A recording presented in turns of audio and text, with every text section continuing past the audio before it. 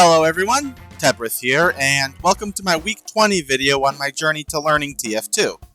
If you're new here, this is a documentation series on my journey to learning this old hero shooter called Team Fortress 2, where for this past week, I've been doing a lot of practice with the engineer, and while I'm still not all that great with him, I'd like to believe that I've greatly improved with him to the point where I can actually be a benefit to the team.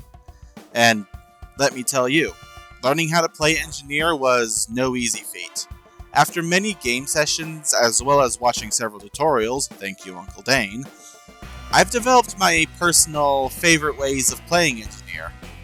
Now, normally when going over loadouts, I try to have them organized in an aggressive playstyle for loadout A, a more passive, tactical playstyle for loadout B, and then a subclass alternative way of playing the class in loadout C. And I suppose I did accomplish that for engineer here as well. However, it'd be more accurate to say these loadouts focus around a particular building that engineer can create. See, what I like to do as engineer is try and predict which building would be the most useful for the team for the upcoming match, and pick the loadout that's centered around it.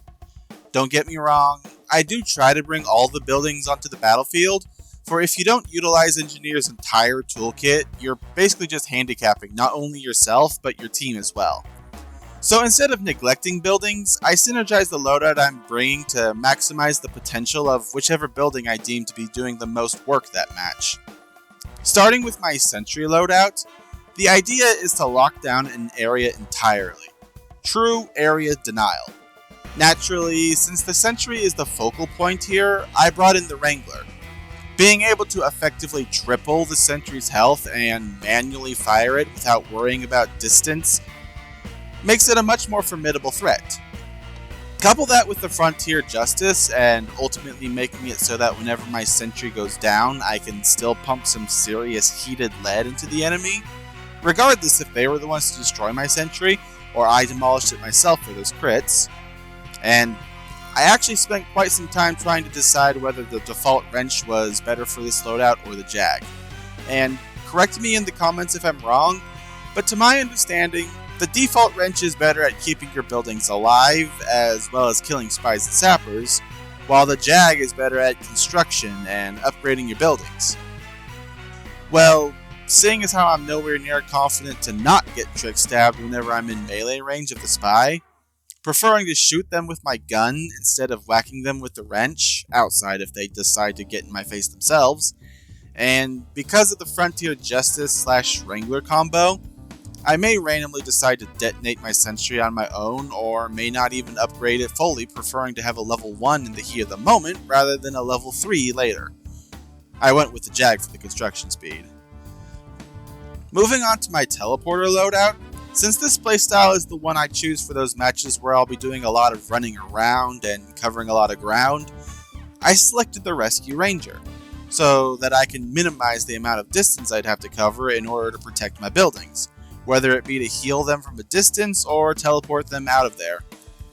Combine that with the Eureka effect and that could be a very mobile threat, teleporting at a whim, opening up a lot of ninja-neering opportunities, especially since my team will definitely want to also be taking my teleporters on these sorts of maps. Also, the pistol is here in case I need to deal out some damage as well, since the other options aren't all that reliable DPS wise.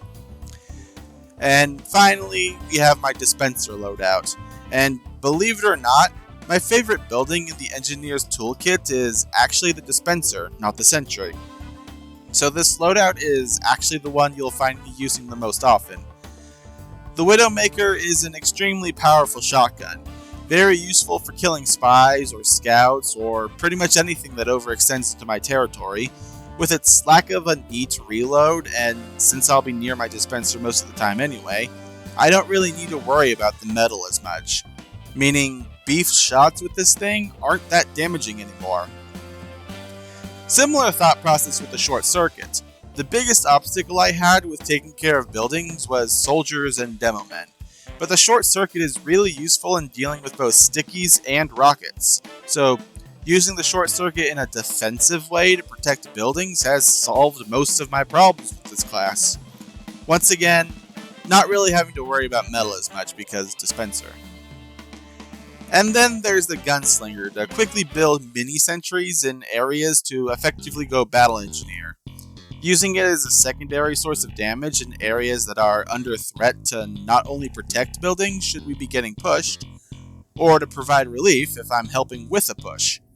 Just being able to slam dunk a quick little gun anywhere without worrying about it is extremely freeing. And that's about it. The engineer class as a whole was definitely a challenge to get into, but I do believe I found a rhythm with him, and despite him being perhaps the biggest challenge I've had to overcome in this series so far, he's definitely up there among my favorite classes to play as of yet. Definitely worth coming back to him at some point later on. This next week will be Man vs. Machine, and I've noticed some people were already starting to give me tips for him in my last video.